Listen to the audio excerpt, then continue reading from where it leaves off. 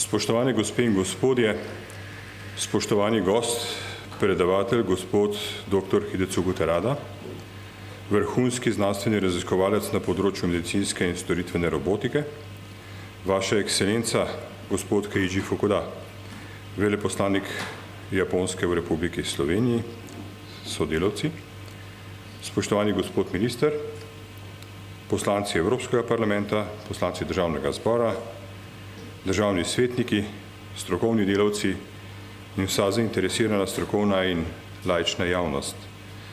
Dovolite mi, da vas prav lepo pozdravim v Državnem svetu Republike Slovenije, drugem domu slovenskega parlamenta.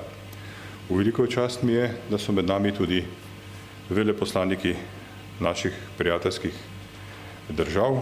Jaz takega odziva nisem pričakoval, ampak se mi zdi zelo pomembno, da se ob takem dogodku občinstvo, ki prisluhne profesor dr. Teradi, nekako dobi neko skupno vez, skupni element sodelovanja z Državnim svetom tudi v prihodnje. V veliko čast si štejem, da lahko danes v teh prostorih, kjer se sprejemajo najpomembnejše zakonodajne odločitve, gostimo drugo v nizu predavanj vrhunskih strokovnjakov iz dežele vzhajajočega sonca. Že uvodoma naj izrečem veliko zahvalo njegovi ekscelenci, veleposlaniku Japonske v Sloveniji, gospodu Keiji Fukudi, s katerim smo našli skupni jezik in nadgradili že tako odlično sodelovanje med državama še s predavanji vrhunskih japonskih znanstvenikov v Državnem svetu. Vaša ekscelenca, hvala lepa.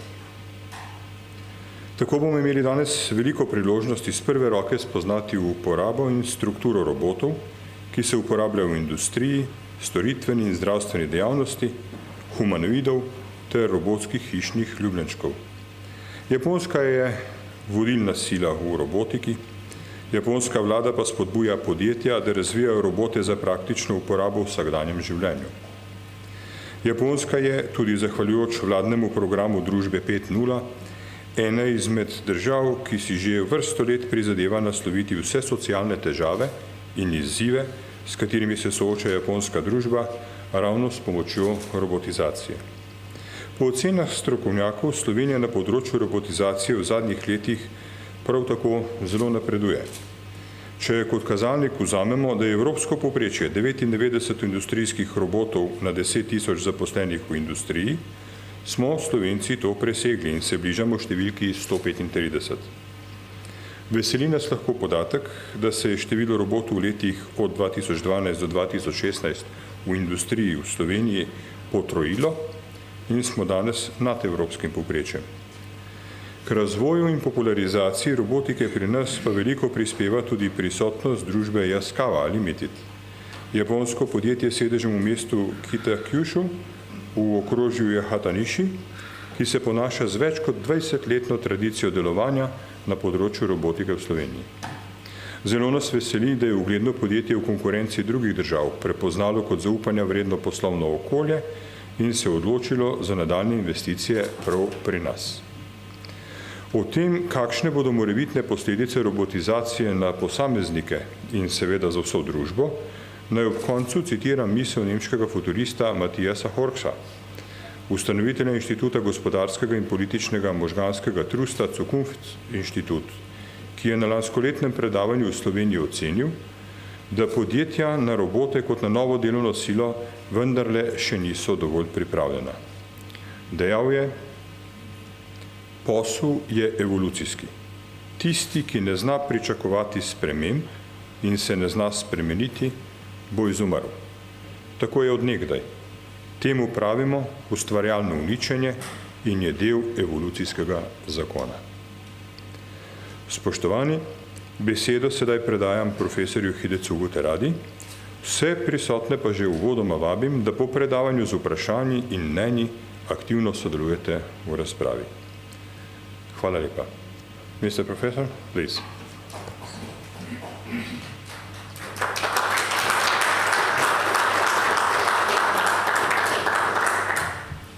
Thank you, President. I'm delighted to have been Hvala asked lepa. to Zelo speak sem here today. vesel, da ste me povabili danes Good afternoon, ladies and gentlemen. na to Today, predavanje. Gospe in I talk gospodje, about, danes bom utilization govoril and o future uporabi prospects in of prihodnjih industrial and medical možnostih industrijskih in medicinskih robotov. That includes the To trend of the current vključuje Japanese robotic tudi technology. razvoj japonske I wish robotske that tehnologije. today's presentation is Želim for si, you. da vam bo današnja predstavitev koristila. Today's presentation is shown for ITER.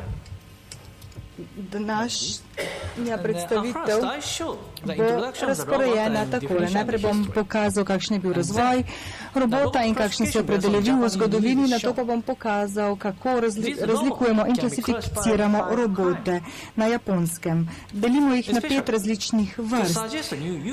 In da bi predlagali novo rabo in strukturo, bom pojasnil, zakaj se je robot SCAR razširil po vsem svetu.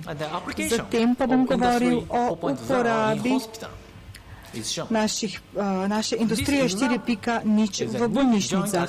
To gre za nove robote za pomoč, ki pomagajo pri rehabilitaciji in nakazujejo možnosti nadaljnega razvoja. Zelo pomembno je, da so roboti pomožne naprave in zelo pomembno je, da se tukaj tudi podpira umetna inteligenca. Na koncu pa bom pokazal, kakšni so trenutni trendi pri uporabi robotov in tudi kakšni problemi se pri tem porajajo. What image do you have of the robot? Kaj pomeni sploh robot? Je to neko orodje, ki se uporablja v množični proizvodnji?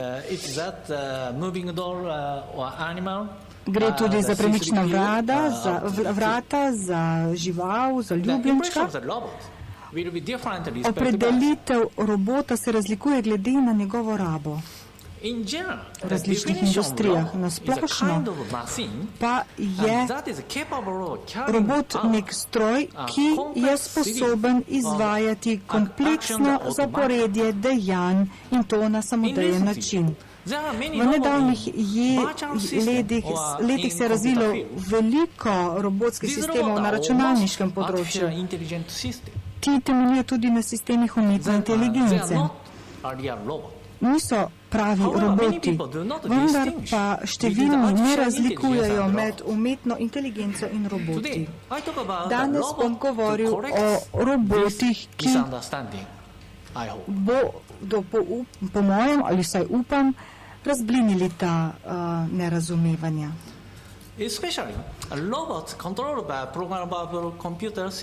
Robot je računalniški sistem, ki ga je mogoče programirati in ima tudi senzorni feedback, uporablja pa tudi obdelavo informacij.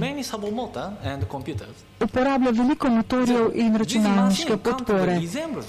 Zato so se ti stroji zelo približali po izgledu robotov in stroje je zelo težko včasih že razlikovati od robotov.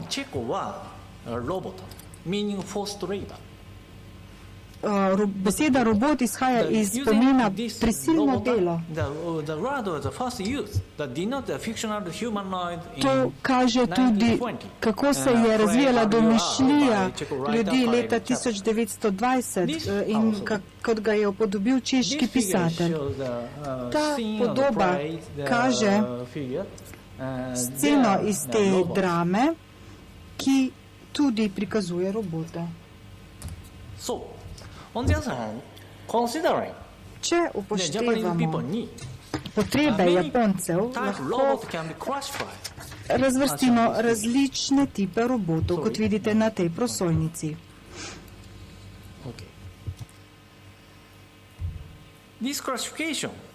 Ta klasifikacija se deli po dveh oseh.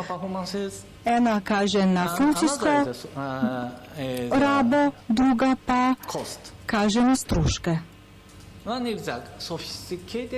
Kot vidite, prefinjeni roboti so na eni strani in tudi posnemovalni roboti, ki so dragi in stanejo veliko, medtem ko imamo tudi cenejše, ki stanejo manj kot 10,000 ameriških robotov.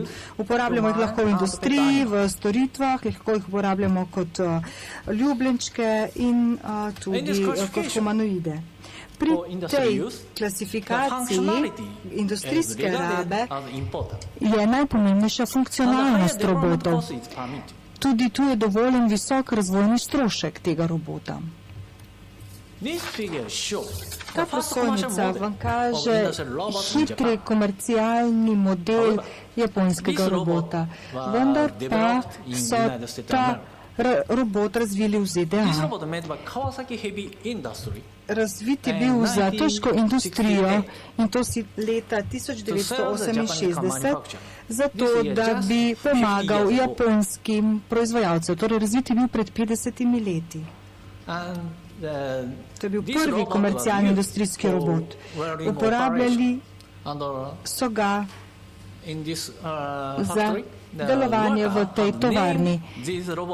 Delavci so jih pomenjali kot člane, kot sodelavce. V japonščini se reče Ichiro, Jiro in Hanako. Torej, ti roboti so bili del proizvodnega obrata in veljali so za enakovredni člen, torej Japonci robotov ne sovražijo. Ta slika pa kaže, kako hitro se je razvil industrijski robot na Japonskem. Torej, pred 40 leti je bil razvit ta model SCARA, torej 1978. leta. Uporabljal se je za montažne postopke, torej imenuje se SCARA, kar pomeni artikulirana robotska roka s selektivno skladnostjo. Ta robot se uporablja pri sestavljanju električnih naprav, naprimer mobilnih telefonov. Ta robot so razvili v našem laboratoriju. Razvil ga je profesor Hiroshi Makino, moj vodja. In razvoj tega robota se je začel leta 1978, raziskave pa so trajale 20 let. Jaz sem takrat bil tudi eden od raziskovalnih sodelavcev v tem laboratoriju. Ta slika vam kaže prototipni SCARA, uporablja pa motor, ki ga je razvila družba Yaskawa Electronic. Ta robot je pomenil sodelovanje med nami in Yaskawa Electronic. Yaskawa Electronic so torej proizvedli ta podmotor, pomožni motor. Gre za prototip, torej takšen je zgolj eden in to ni komercialni model. Trenutno pa je delež tega robota na svetovnem trgu 28-odstotni. Z drugimi besedami, to je postal svetovni standardni robot za montažni proces oziroma proces sestavljanja elektronike. Prototip je torej uporabljal motor Yaskawe in nadaljni razvoj je pokazal najhitrejši razvoj modela SCARA na Japonskem, ki so ga razvili leta 1981. Ima enako temeljno strukturo našega prototipnega robota, vendar pa je ta motor drugačen, saj je ta motor komercialni model Yaskawinih motorjev. Mi uporabljamo tudi prototipe drugih motorjev, oblika tukaj pa je drugačna. Desna slika pa vam kaže prvi komercialni model v ZDA, ki ga je razvil IBM leta 1983. have Ta similar shape. robot ima podobno obliko. In fact, this robot was produced by the pravzaprav original equipment manufacturer. So ga proizvedli evropski proizvajalci. The Scala excels. Pick and place. Zakaj je Scala Its unique tako ability. cenjen? Zaradi njegove edinstvene zmožnosti. Namreč Industrial component. ima industrijske komponente in jih prenese z ene lokacije in jih vtisne oziroma položi Especially na drugo lokacijo. its arm was rigid, Tukaj vidite, da je stiff in Z-axis. ta motor tok na osi Z, upogljiv pa je na Like a Japanese oseh X traditional in partition Y. build, like this. To vidite, da sledi tradicionalni pregradni steni na Japonskem. Kot vidite, je tudi ta pregradna stena po osi Z toga in prepogibna po oseh X in Y. To je torej zgled vse tehnologije, ki na tem temelji. Something traditional in Slovenia. Torej, nekaj tradicionalnega v Sloveniji bo morda porodilo nove zamisli. The Scala robot has a typical characteristics. Model robot Scala ima tipične značilnosti. The Scala is Ampak used all zakaj over the world uporabljajo Scalo po vsem svetu? because Zato, the development of Scala include ker razvoj Scale vključen na tudi zasnova izdelka. Torej se pri tem upošteva tudi metoda sestavljanja in to je zelo pomembno pri standardizirani proizvodnji s pomočjo robotov. V preteklosti so bili električne naprave sestavljene z različnih smeri, torej je bilo treba spreminjati položaj motora na tak način, da bi se zmanjšal strošek proizvodnje. Tukaj vidite prvi komercialni model Walkmana, ki ga je razvil Sony, družba Sony. This period is consistent with the period of the To obdobje development of Scala robot. pravzaprav sovpada z obdobjem, ko se je razvil robot These Scala. products are Ti designed to izdelki assemble all parts so bili from zasnovani one tako, direction. da se vsi delci sestavijo iz ene smeri. Especially sliding switch, Naprimer, on his pogledate, kako side is designed using kako je stikalo other zasnovano. Drugi mehanski deli that can so assemble from the upper side. pravzaprav postavljeni od zgoraj.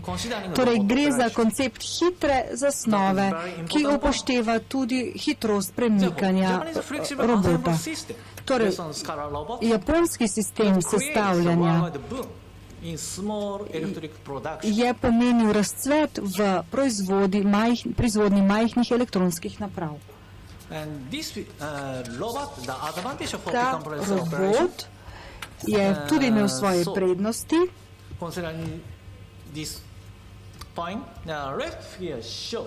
Leva slika kaže Scalo z proizvodno enoto. Ta enota je pravzaprav spremenila v celoti proizvodno linijo. Velikost je standardizirana in ta enota torej vključuje robotsko roko. Torej služi kot pomoč. Na desni sliki pa vidimo proizvodno linijo električnih naprav in pri tej liniji se uporablja več kot 50 robotov Scala.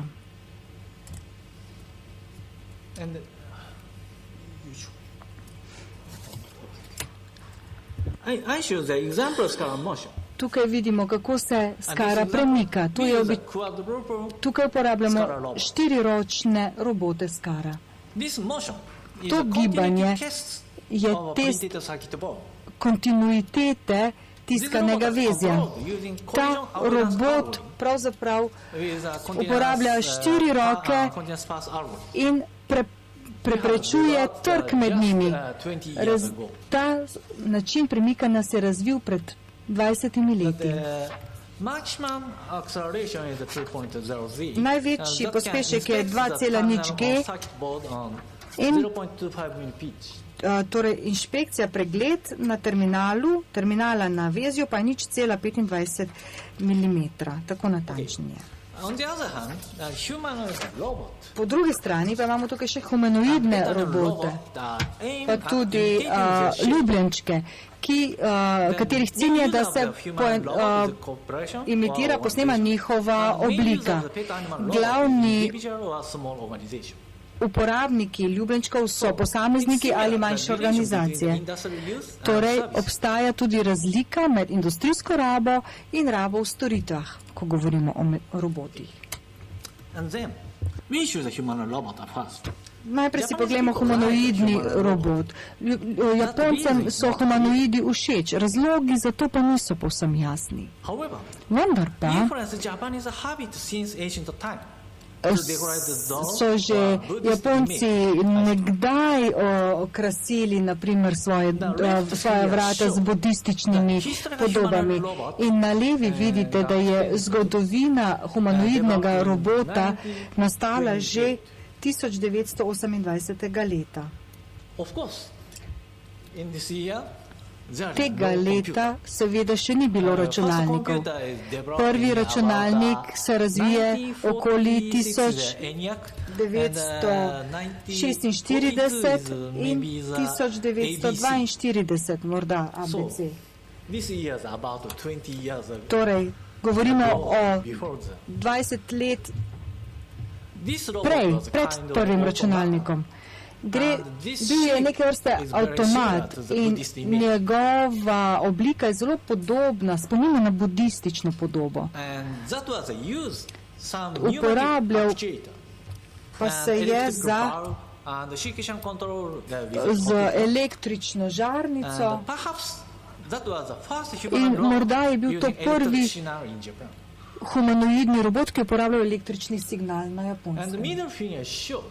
Srednja slika kaže Wabot 1. Tega so razvili na univerzi na Japonskem leta 1973. Temeljil je na protezi roke in kolka. In s tem je omogočil nadzor nad hojo. Kaže se tudi komercialna uporaba tega in danes ga vidimo v Asimo. Tega je proizvedla Honda. Vendar pa je tam robot izjemno drag. Stane več kot $100,000 ameriških dolarjev, torej je res drag.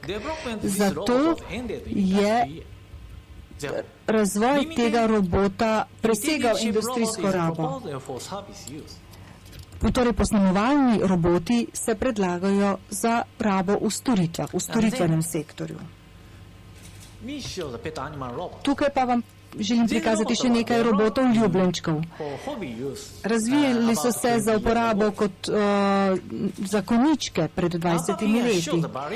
Na zgornji sliki vidite variacije robota Aibo. Izdelala ga je družba Sony in spominja na psa. Torej, izdelal jih je Sony in ti izdelki so bili zelo dragi za ljubiteljsko rabo. Stali so kakšnih $2,000 ameriških dolarjev. Zato so se razvojni programi začasno prekinili.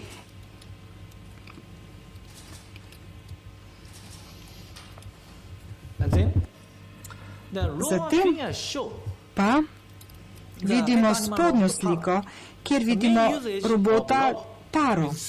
In ta pravzaprav se uporablja tako kot druge živali v zdravljenju. Torej se uporablja v storitvenem sektorju. Vendar pa se dejansko uporablja na mesto nekih terapevtskih živali, ampak trg zanje je omejen. In za rabo v storitvenem sektorju, torej vemo, da je večina uporabnikov individualnih uporabnikov, torej je treba znižati stroške njihovega razvoja. V storitveni rabi imamo različne načine uporabe teh robotov. Na levi sliki vidimo zelo znanega robota vodiča Pepper. To je poenostavljen humanoidni robot in struktura vodila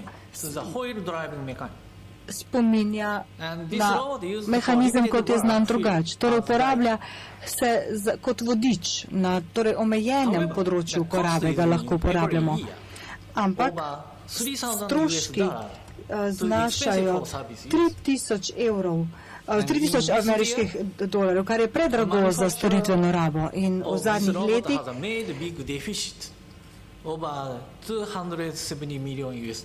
je razvoj teh modelov ustvaril 270 milijonov dolarjev oziroma v promocijo ustvaril toliko primanjkljaja. Je bilo vse skupaj tako zelo drago.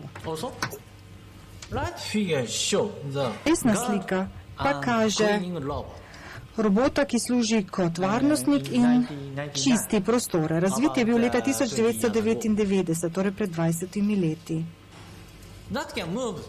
Ta robot se lahko premakne na drugo nadstropje in uporabi dvigalo. Torej uporablja enak program kot tudi ta robot vodič. Številni menijo, da morajo biti roboti vedno lepi in krasni, vendar pa je zelo težko to doseči, tako tehnično kot tudi gospodarsko, ekonomsko gledano.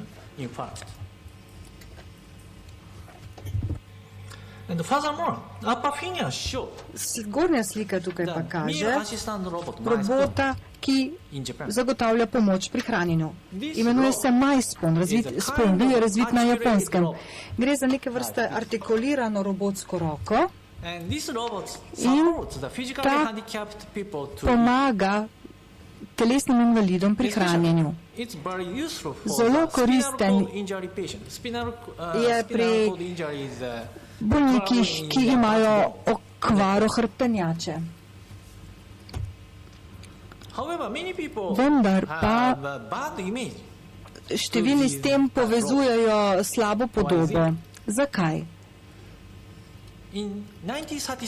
Leta 1936 je bil tovrstni stroj večkrat uporabljen v Chaplinovih filmih Charlieja Chaplina. In prikazan je bil kot nor pripomoček za hranjenje. In mislim, da je ta film vplival na številne ljudi. Čeprav je njegova raba pravzaprav v resnici povsem obratna. Ta stroj je izjemno pomemben, če želimo ohraniti dostojanstvo bolnika. Z uporabom tega stroja lahko bolnik je sam, ne da bi mu pri tem oskrbovalec pomagal. Da bi torej razširili rabo storitvenih robotov, moramo imeti pred očmi druge razloge tudi, poleg stroškov. And for medical use, and they went surgery at first. Sedaj pa še druga raba, naprimer raba v kirurških posegih. Pri medicinskih robotih smo torej.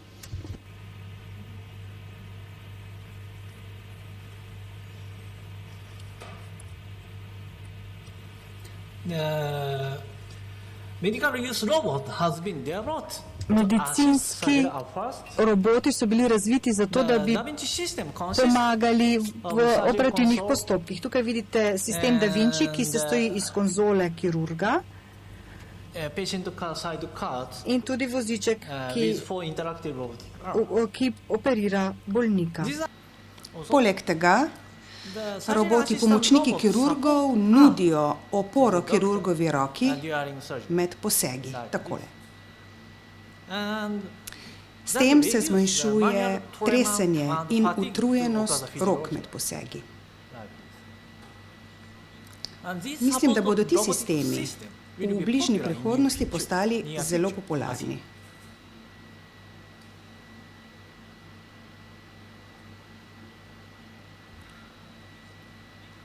V zadnjem času so bili razviti roboti za pomoč pri rehabilitaciji. Uporabljajo se v različnih kliničnih primerih.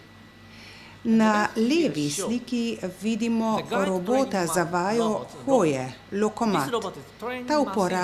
Ta se uporablja po poškodbah hrbtenjače in pri cerebralno-žilnih boleznih oziroma pri težavah z žilami v možganih.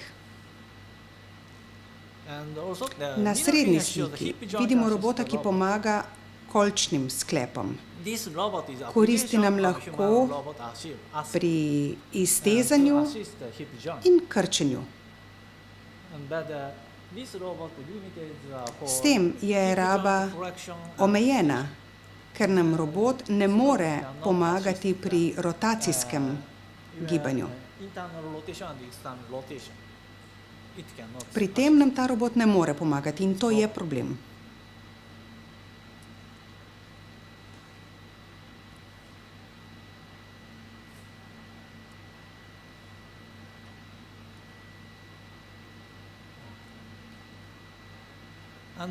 In končno na desni vidimo robota, ki pomaga kolenčnemu sklepu. Reče se mu KR.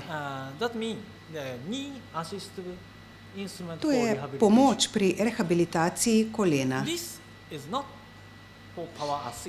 Ti roboti ne pomagajo pri razvijanju mišične moči. Te robote smo razvili v naših laboratorijih in pomagajo pri gibanju kolena ter izboljšujejo sposobnost hoje po artroplastiki kolena.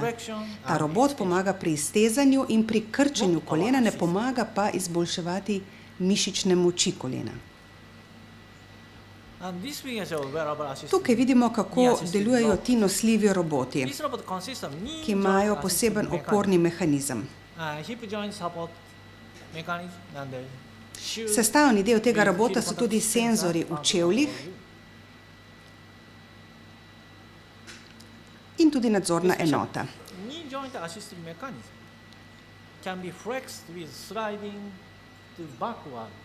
Zelo pomembno je tudi gibanje nazaj. Gibanje kolena je zelo zapleteno, še zlasti pri Japoncih.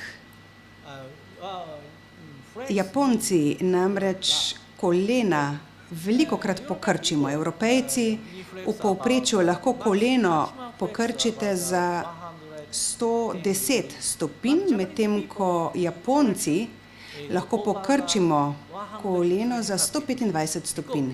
Namreč mi sedimo na tleh, na tatamiju in zato je slabo krčenje kolena za nas lahko zelo resen problem.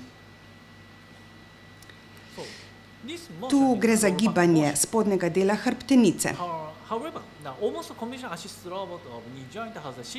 Vsi roboti imajo tudi gibanje samo po eni osi, kar je pomembna omejitev pri gibanju.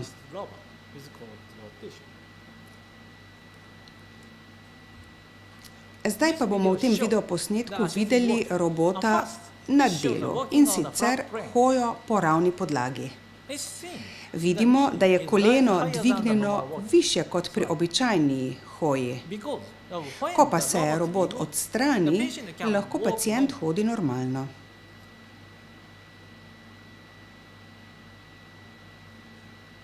To je hoja v klanec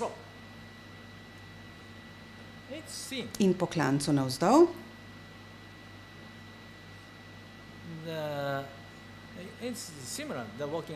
Ta hoja je podobna kot hoja po ravnini, nazadnje pa še hoja po stopnicah.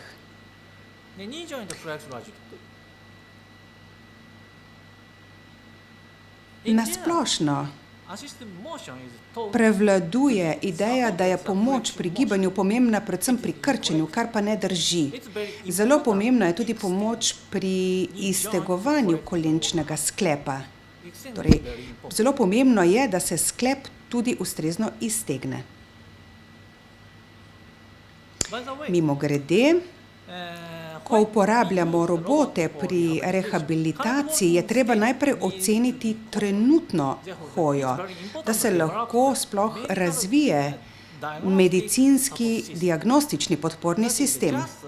In to pomeni uvajanje industrije 4.0 v bolnišnice, lahko bi temu rekli bolnišnica 4.0.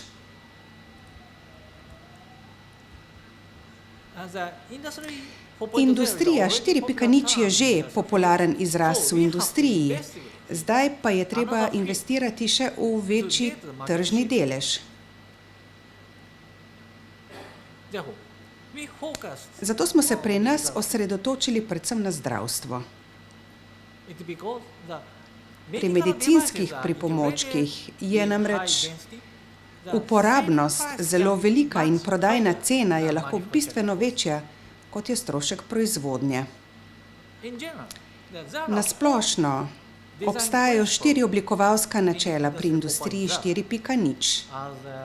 In sicer medsebojna povezljivost, informacijska preglednost, tehnična asistenca in decentralizirano odločanje. Vendar pa je odločanje vedno v rokah zdravnika, ki mu je potrebno zagotoviti le ustrezne medicinske informacije. V bolnišnici 4.0 decentralizirano odločanje odpade.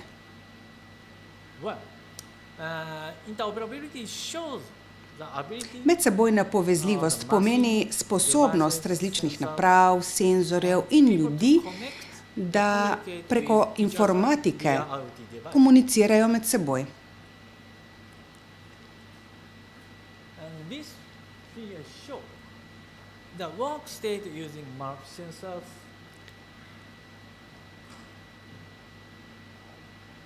In tu vidimo hojo ob uporabi različnih senzorjev, ki lahko pomagajo pri hoji. Ti senzorji so povezani z mobilnimi napravami, kot so te, ki uporabljajo androidne operacijske sisteme v realnem času. Te podatke je mogoče prejemati tudi na mobilni telefon. Te informacije prikazujejo sedanje stanje hoje. Te podatke lahko prejme tudi zdravnik in oceni, kakšno je trenutno stanje pacienta.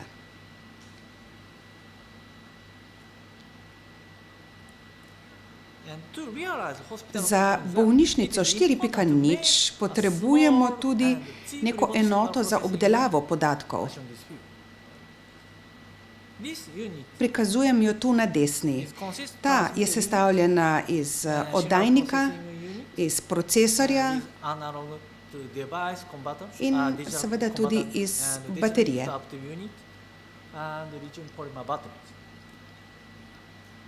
To je primer komercialnega izdelka, katerega cena je manj kot $50.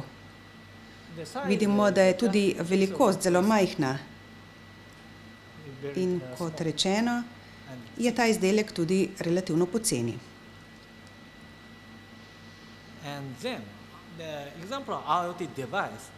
Tukaj pa vidimo še kontaktne senzorje za stopala.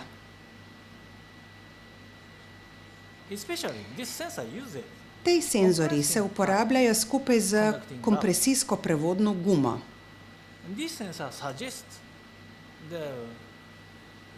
Tako lahko naredimo tudi čevlje z vgrajenimi senzorji.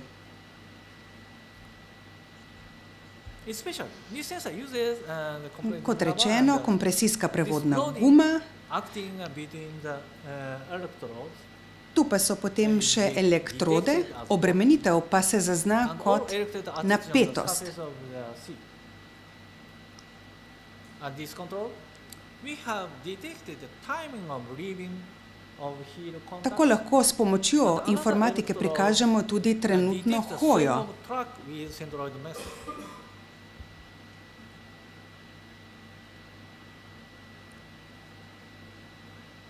And that figure shows the foot bottom contact state using IoT device. Vidimo tudi, kako se na ta način lahko jim uporablja informatika. Prikazano je tudi vedenje vsake od teh kontaktnih točk ob obremenitvi v realnem času And centroid in variation tu which foot vidimo obe stopali. like this. And also Ta graf pa prikazuje podatke, the estimated centroid body center. ti podatki se beležijo v spominu in se lahko pošljejo strežniku, da se uporabijo za analizo.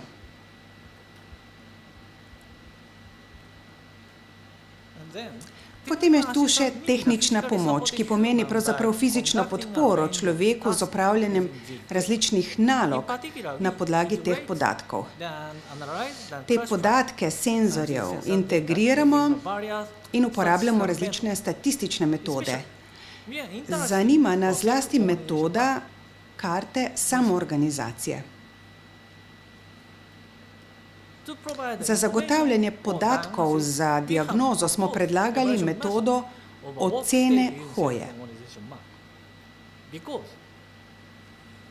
Namreč oceniti moramo različne parametre hoje. Karta samoorganizacije je torej neke vrste umetna mreža nevronov.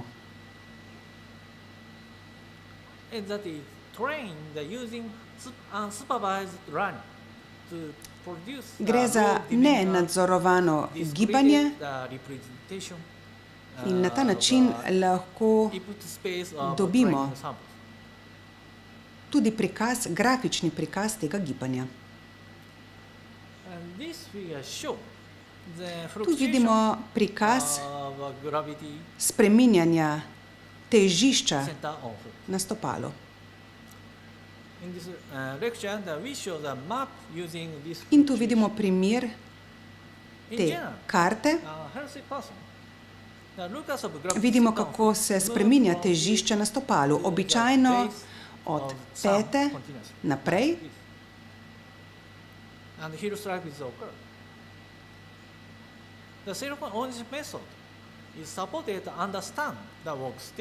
To nam pomaga, da pravzaprav razumemo, kakšno je trenutno stanje hoje.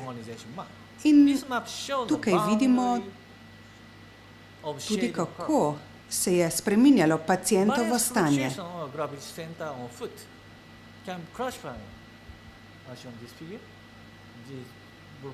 Tukaj vidimo te modre točke. In to smo tudi ocenili z medicinskega vidika, saj so zdravniki ocenili, kakšno je stanje. In z uporabo tega grafa lahko zdaj avtomatično ocenjujemo hojo. Tu vidimo, kako se je pacientu stanje izboljševalo. Tule vidimo nenormalno hojo, tu pa normalno. In vidimo, kako se je pacientu stanje izboljševalo.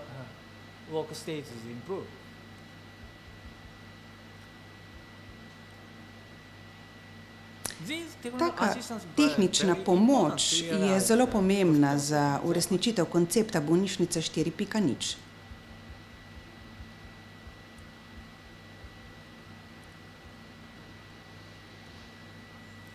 Ob koncu pa še prihodnji obeti za prihodnost robotov. Tu prikazujemo trenutne trende uporabe robotov.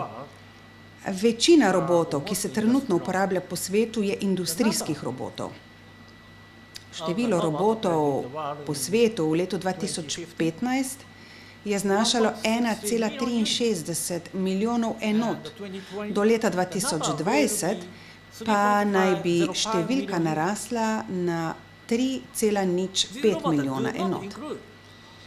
Sem pa nismo vključili gospodinjskih aparatov, kot je recimo sesalec za prah, namreč konvencionalna definicija robotov ne obsega tudi sesalcev za prah.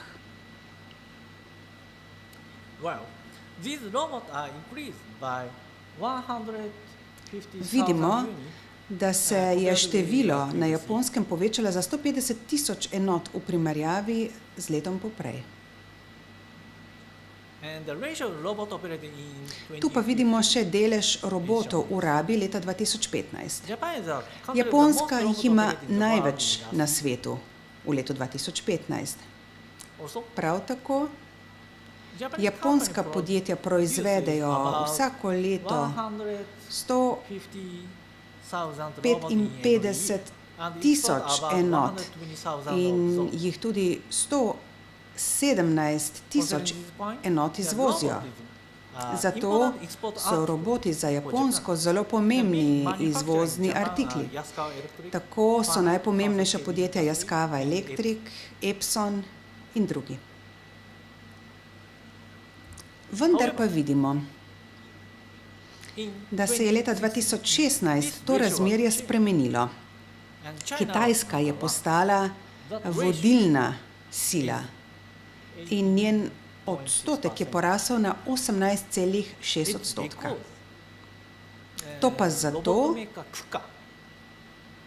ker je pomembnega proizvajalca robotov kupilo kitajsko podjetje. Gre za nemško podjetje KUKA,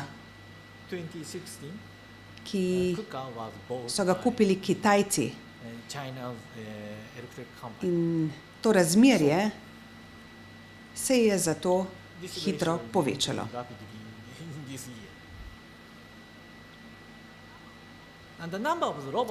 Leta 2020 pa se bo število robotov v rabi povečalo na Kitajskem na 1 milijon. Na splošno, roboti veljajo kot eden glavnih razlogov za znižanje stroškov dela.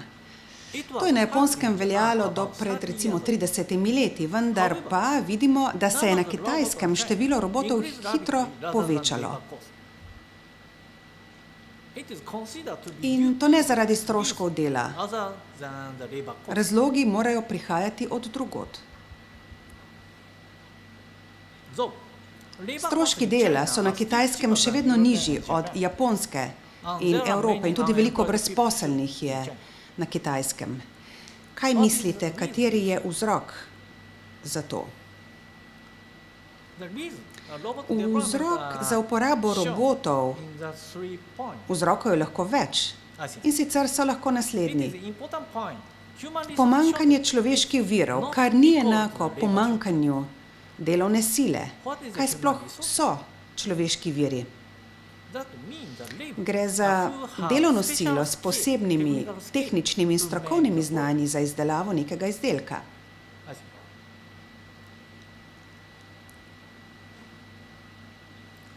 Na levi vidite prvi mobilni telefon, ki ga je leta 1983 izdelala Motorola. Bil je zelo težak in je tehtal skorajda 800 gramov. Torej zelo težek telefon, omogočal pa je le pogovore. Na desni sliki pa vidimo današnji telefon, iPhone 10, ki ima različne funkcije in tehta zelo malo. Mislim, da tam okoli 180 gramov. Seveda svetovni trgi želijo zelo specifične in dodelane telefone. To pa seveda zahteva človeške vire, zato prihaja do pomanjkanja ustreznih človeških virov.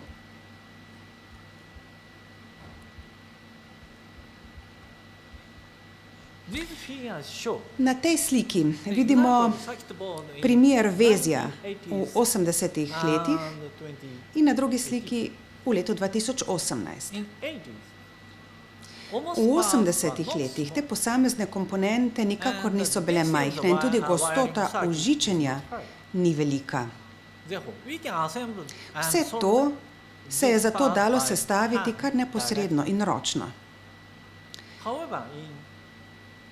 V letu 2018 pa je velikost posameznih električnih delov manjša od 1 milimetra in tudi užičenje je drugačno. Na tej sliki vidimo primer upora, katerega minimalna velikost je manj kot 0,5 milimetra. To pa je primerjava z vložkom svinčnika, toliko za primerjavo. Si lahko predstavljate, kako bi ta del lahko uporabili v konvencionalnem vezju? Jaz si ne. Seveda pa je zelo težko sestavljati in spajkati vse te dele brez posebnih znanj in veščin. Delavec teh veščin ne more pridobiti brez posebnega šolanja. Poleg tega, če želimo zadovoljiti želje strank glede električnih izdelkov, moramo upoštevati še spodnje 4 točke. Sestavljanje s pomočjo robotov pa je enostaven način, kako izpolniti te zahteve.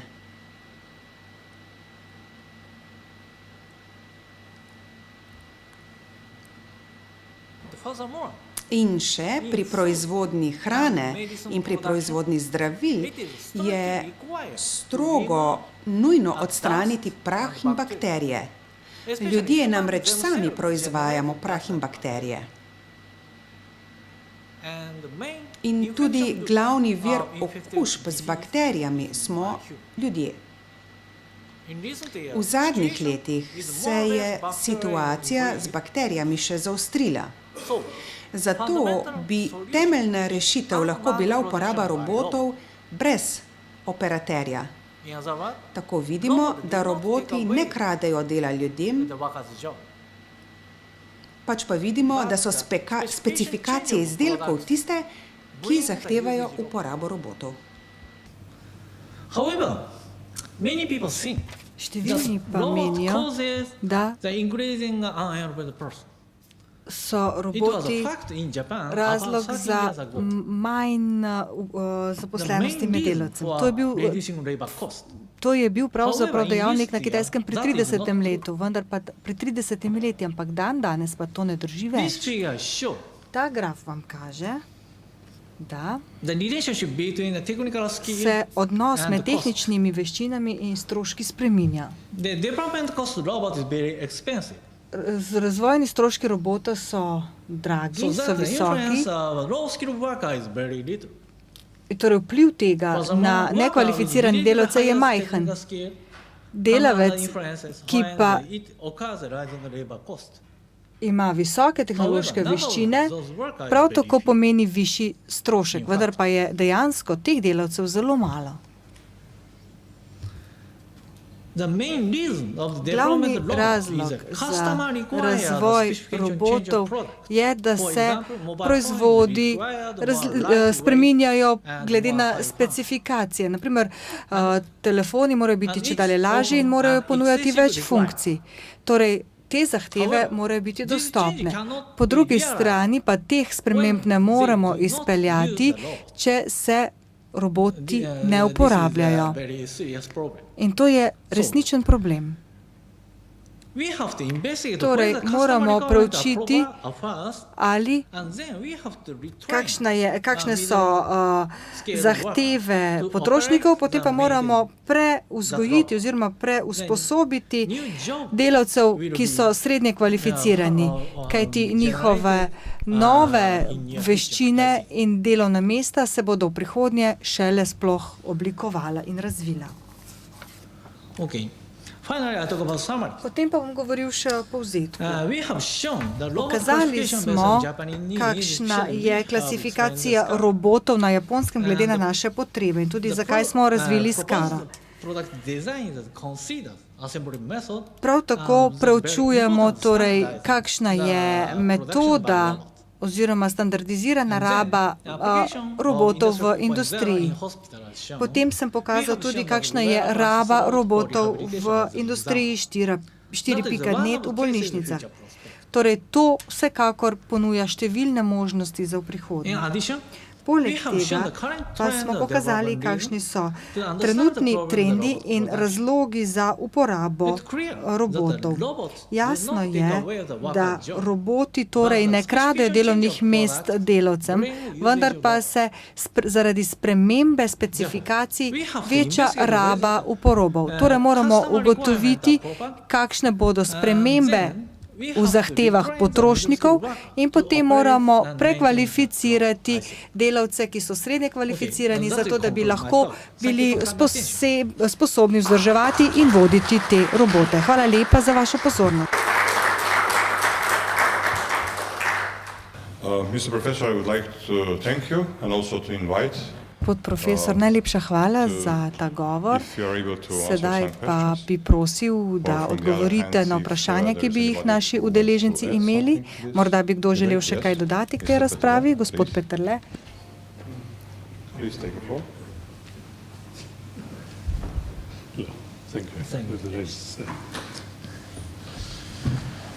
Spoštovani gospod predsednik Državnega sveta, Vaša ekscelenca, gospod predavatelj, gospe in gospodje.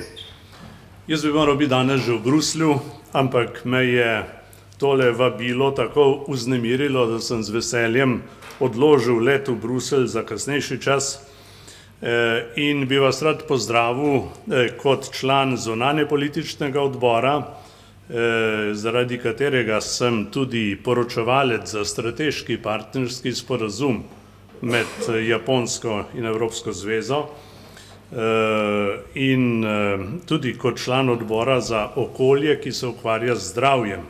In tukaj sem vesel, da sem strani predavatelja poslušal, kako poteka razvoj v smeri medicinskih robotov. Sem tudi sopredsednik delovne skupine za zdravje in rad bi vas spomnil, da danes Japonska tretji ponedeljek v septembru Japonska praznuje dan starejših. Če sem si prav zapisal, se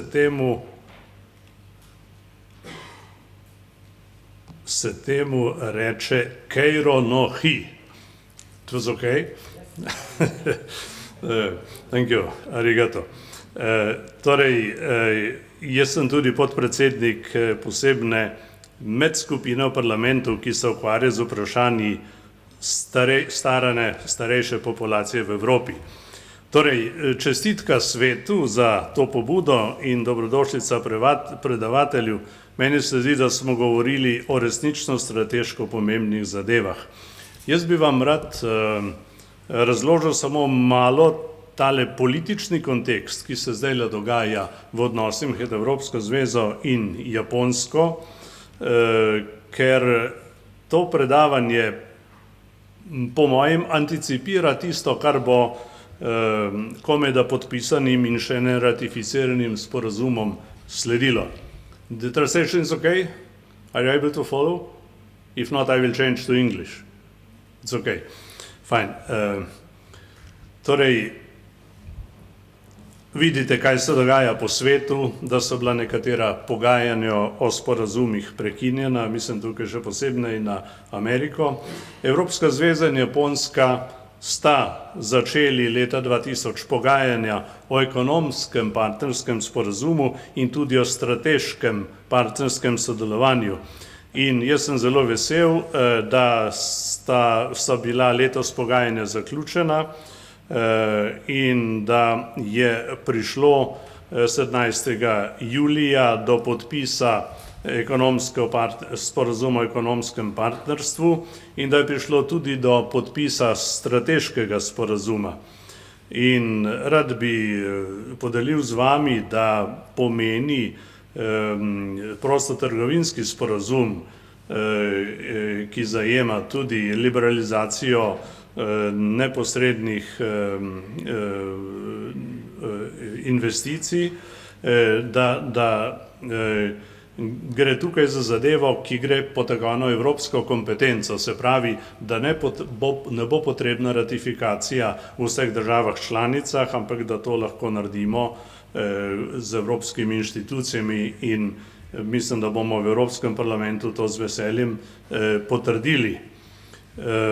In računamo, da bo torej ta sporazum o prosti trgovini oziroma ekonomskem partnerstvu začel veljati že v drugi polovici leta 2019. Verjetno ni potrebno, ali pa bom le nekaj povedal, kaj to pomeni. To pomeni, da bo potem skoraj vse carinske dajatve bodo padle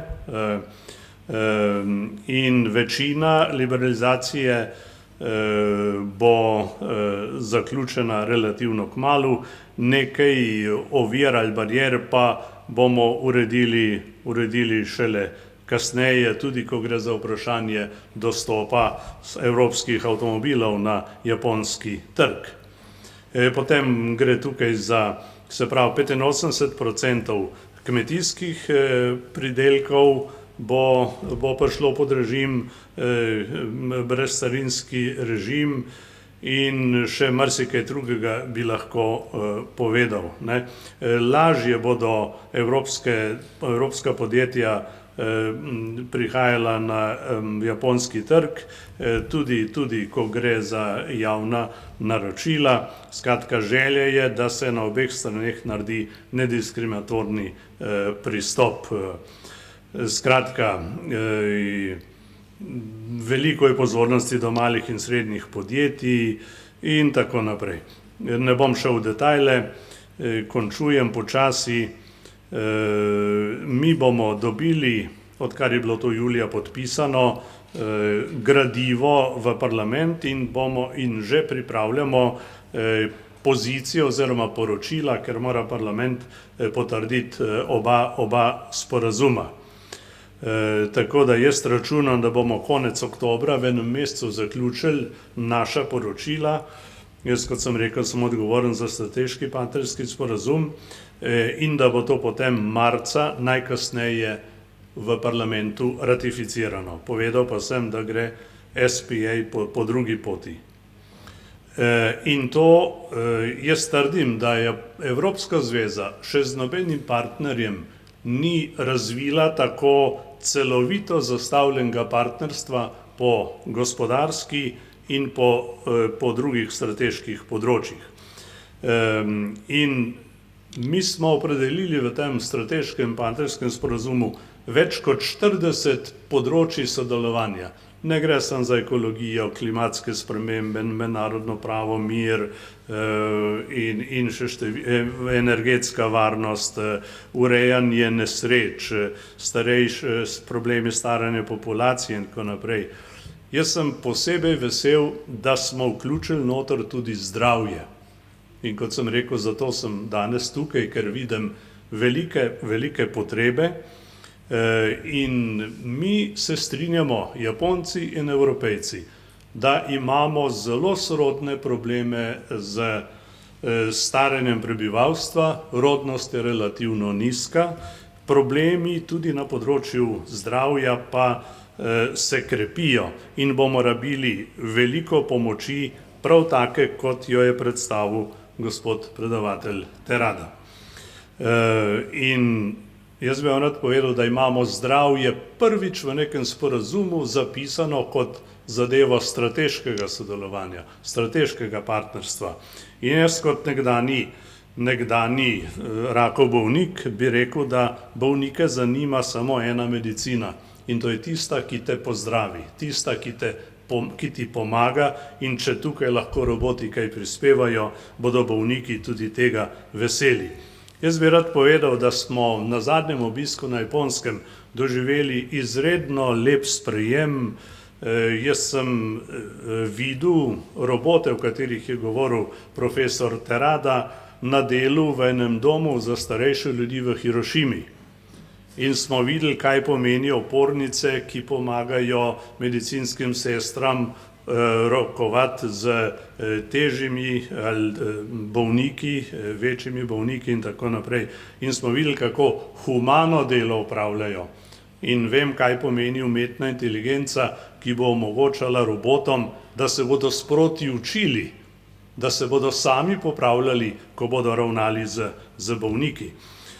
Torej, jaz sem imel tudi Parota ste pokazali, ki je za posebne bolnike. Ne?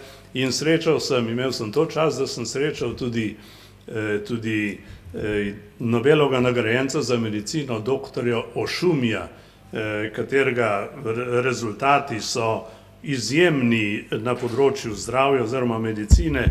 In jaz bi si želel, če bi tudi njega enkrat videli v Sloveniji oziroma v Evropi. Torej, jaz bom zaključil in bom rekel takole, ni pomembno, kako veliki ali odkot so partnerji, ampak kako veliko je tisto, kar hočejo delati skupaj.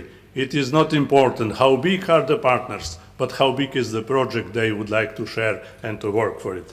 In robotika in umetna inteligenca sta prava zadeva, imamo inštitute, imamo Sočo, imamo dobro intelektualno okolje in jaz mislim, da sta tukaj Japonska in Slovenija pokazali močne stvari, ki bodo imele posledice na več zdravja, pa tudi na izboljšanje naših ekonomij. Torej, jaz nisem mislil, da bom tako dolgo govoril, ampak v parlamentu sem navajen govoriti 2 minuti. Tukaj sem imel pa več prilike, zdaj pa hitim kar naprej. Gospoda ne bom nič vprašal, ker nimam časa, vam pa čestitam za vaše predavanje, ki je bilo zelo jasno in ga ne bomo poslušali samo tukaj. Hvala lepa, arigato.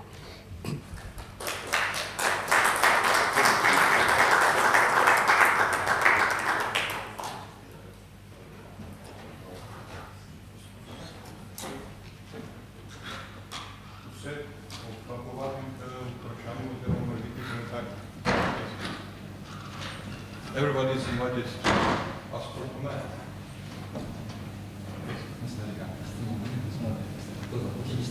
Okay. Do you have any comment or question? Imate še kako vprašanje ali pripombo? Okay.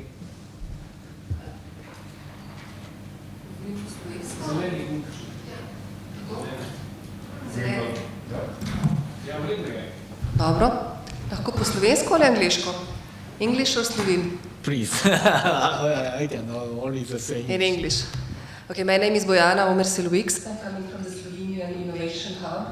We also managed to... Prihajam iz slovenskega inovacijskega huba in imamo tudi partnerstvo za medicino in zdravje. In sem prišla zato, ker me zanima vaša predstavitev. Namreč sodelujemo tudi z različnimi deležniki iz industrije, raziskovalne sfere, z bolnišnicami in želimo si v praksi uporabljati nekatera vaša načela robotike v našem zdravstvu in medicini.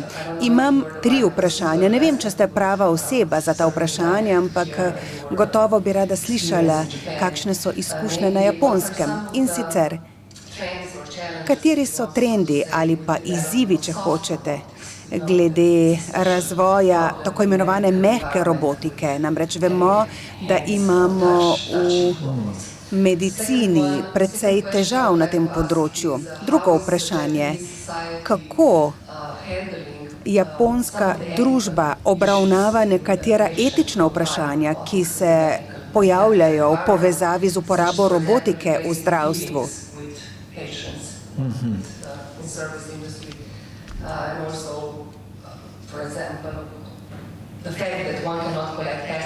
Ali pa to recimo, da se od robotov ne da pobirati davkov.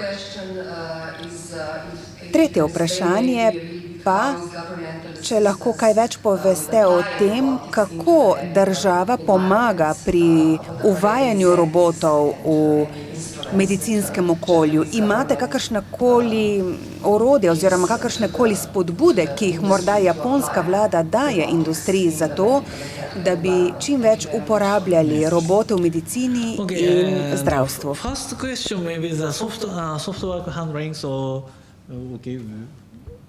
Najprej, kar zadeva to mehko robotiko.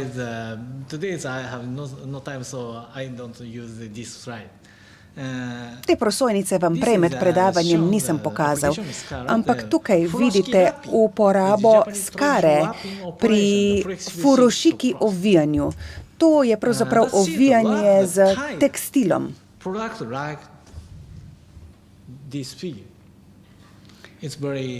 To je standardno ovijanje, to je tradicionalen način ovijanja. Obstaja veliko načinov ovijanja, ta je standardna. Otsukai dotsumi po japonsko.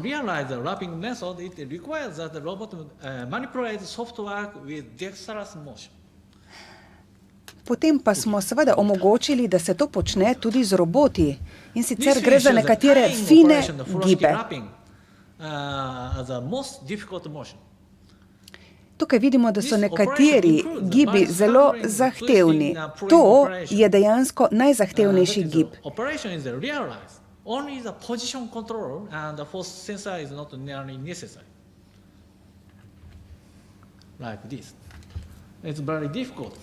Ta gib je zelo zahteven, zelo težko robot zaveže ta ovoj. Zelo težko je namreč zavezati vozel, to zahteva zelo fine gibe.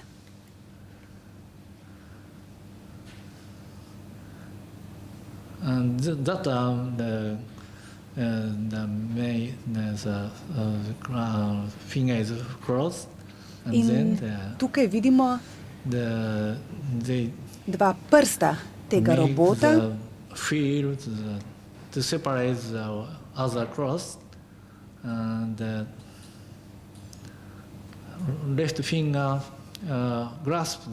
Vidimo, da leva prsta zagrabita ta ovojni material, tudi desni, in potem zavežeta vozel. To je zelo zahtevna operacija, ker zahteva, da se pravzaprav zaveže dvojni vozel, da se dvakrat zaveže ta vozel. Ampak to gibanje smo uspeli tudi matematično analizirati in ga tako tudi opredeliti za rabo v robotiki.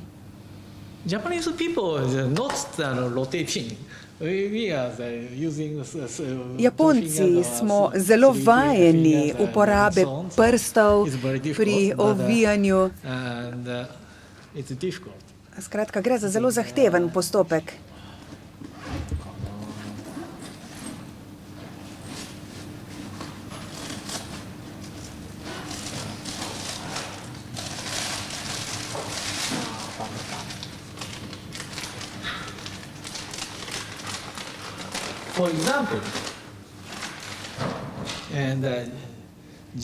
Naprimer,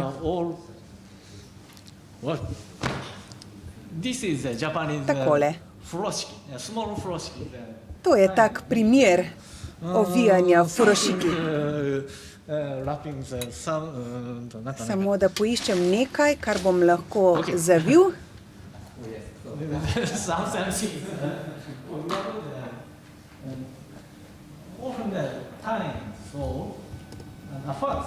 Takole. Najprej se zavežeta tale dva konca, potem pa še enkrat.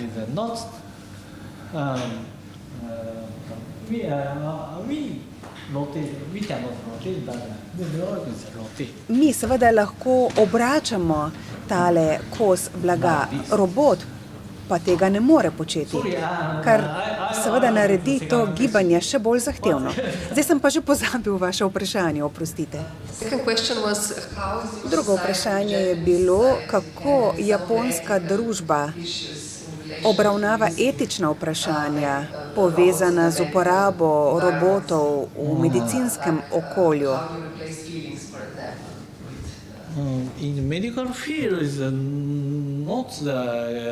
Kako vam uspe, recimo, nadomestiti čustva? in medical field of Hospital 4.0. No, tudi v medicini se uveljavlja oziroma smo predlagali ta koncept bolnišnica 4.0. In potem ste imeli še eno vprašanje, kaj ne?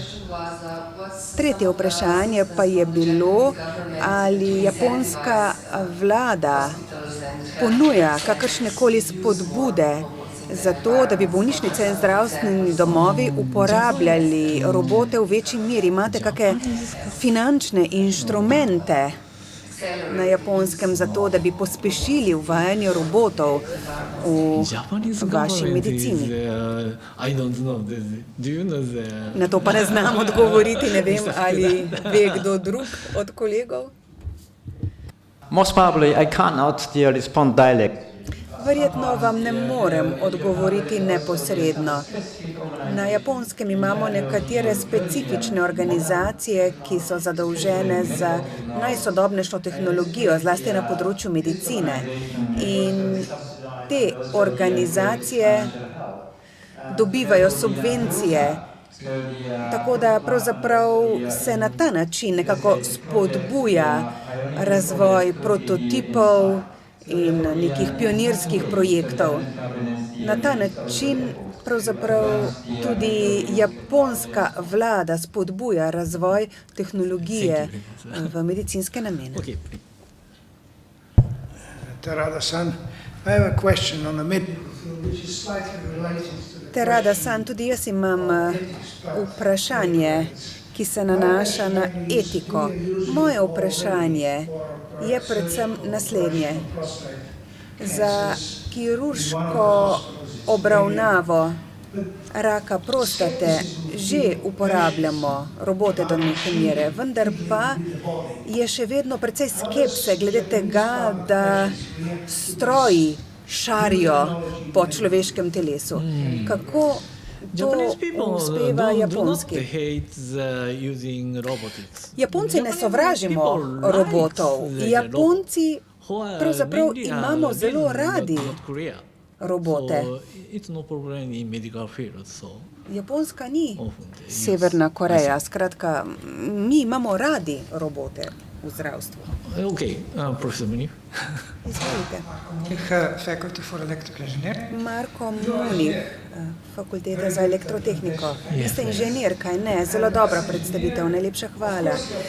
Kot inženir seveda verjetno razmišljate tudi o tem, katera so tiste vprašanja, ki jih je še treba rešiti. Če razmišljate o robotiki v povezavi z medicino, seveda lahko imate robote v bolnišnicah, doma, lahko imate kirurške robote, lahko imate rehabilitacijske robote. Zanima me, kakšen je vaš vtis? Kateri je največji inženirski izziv za to, da bodo roboti čim bolj koristni na področju medicine? I think that another industry field it's very important, I think, too. Mislim, da bo zelo pomembna raba tudi v industriji. Danes nisem toliko govoril o industriji, vendar pa pri naših raziskavah razmišljamo tudi o tem, kako lahko roboti pomagajo industriji. Gre za dve različni rabi, medicina in industrija. Zelo pomembni pa so tudi varnostni standardi. Na Japonskem imamo zelo strogo zakonodajo na področju varnosti, tako da je pravzaprav težko robote prilagoditi tem varnostnim standardom.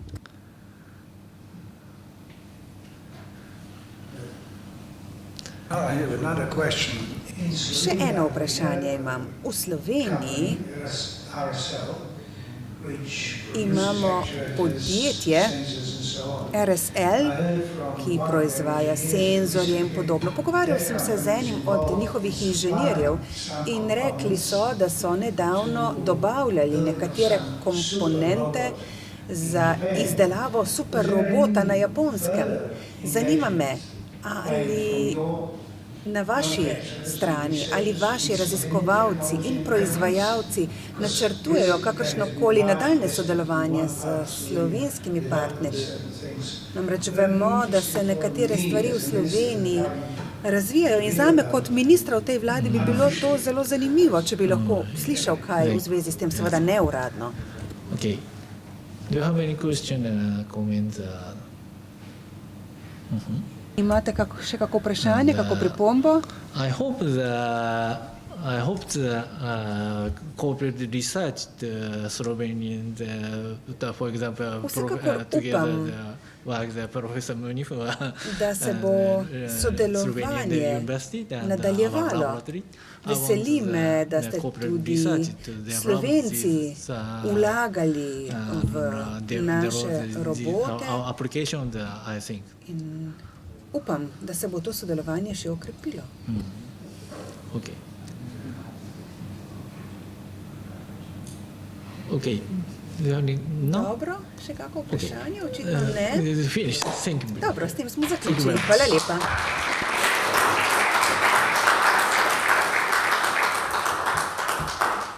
Let me thank you very much. I'm very glad to have Mr. Professor Zelo vesel sem, da je bil profesor Terada z nami v državnem svetu in mislim, da to ni edini krat, da smo se srečali. To vrstna predavanja bi morala postati praksa. V državnem svetu nismo podvrženi dnevni politiki, skušamo izboljšati zakonodajo in ko skušamo izboljšati zakonodajo, skušamo izboljšati tudi družbo v Republiki Sloveniji. Mi skušamo biti neke vrste pomoč ali pa, če hočete, predhodnica državnega zbora, ki potem sprejema zakonodajni okvir tudi na področju raziskav in razvoja. Zato sem vam vsem zelo hvaležen, da ste prišli na ta dogodek in da ste aktivno sodelovali. Kot sem obljubil že na začetku tega sklica državnega sveta, ne bomo zgolj eho državnega zbora, pač pa želimo biti sonar državnega zbora. Skratka, želimo predstaviti našim politikom nove pristope, nove vidike, ki bi jih lahko upoštevali tudi pri sprejemanju slovenske zakonodaje za to, da bi izboljšali življenje in gospodarski položaj vseh, ne zgolj elit. Hvala lepa vsem, v veselje mi je bilo, da ste prišli in veselim se že naslednje priložnosti, da se srečamo na predavanjih, kot je bilo današnje. Gospod profesor, hvala lepa. Ekscelenca, hvala lepa, da ste prišli. Hvala.